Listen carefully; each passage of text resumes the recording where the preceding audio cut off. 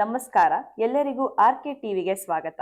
ವೀಕ್ಷಕರೇ, ಹೆಣ್ಣು ಮಕ್ಕಳು 25ರಿಂದ 30 ವರ್ಷ ವಯಸ್ಸಿನೊಳಗೆ ಮದುವೆ ಆದ್ರೆ ಒಳ್ಳೆಯದು ಎನ್ನುವ ಭಾವನೆ ಎಲ್ಲರಿಗೂ ಇರುತ್ತೆ. ಆದರೆ ನಮ್ಮ ಚಿತ್ರರಂಗದಲ್ಲಿರುವ ನಟಿಯರು ಬೇಗ ಮದುವೆನೇ ಆಗುವುದಿಲ್ಲ. ಅದರಲ್ಲೂ 35ರಿಂದ 40 ವರ್ಷವಾದರೂ ಮದುವೆನೇ ಆಗುವುದಿಲ್ಲ. ಇನ್ನು 45ರಿಂದ 50 ವರ್ಷ ದಾಟಿದರೂ ಸಹ ಇನ್ನೂ ಮದುವೆ ಆಗದ ನಟಿಯರು ಇವರೇ.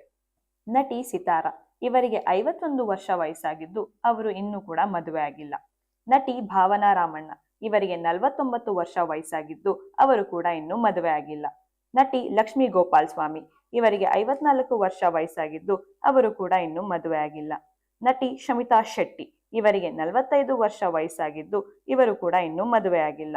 ನಟಿ ಅನುಷ್ಕಾ ಶೆಟ್ಟಿ, ಇವರಿಗೆ 43 ವರ್ಷ ವಯಸ್ಸಾಗಿದ್ದು ಅವರು ಕೂಡ ಇನ್ನೂ ಮದುವೆ ಆಗಿಲ್ಲ.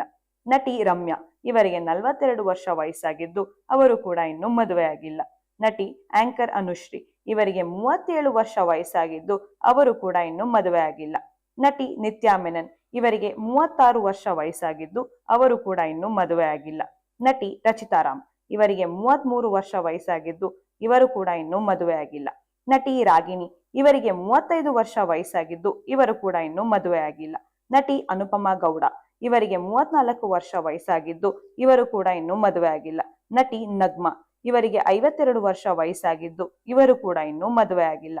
ನಟಿ ಶೋಭನಾ, ಇವರಿಗೆ 35 ವರ್ಷ ವಯಸ್ಸಾಗಿದ್ದು ಇವರು ಕೂಡ ಇನ್ನೂ ಮದುವೆ ಆಗಿಲ್ಲ.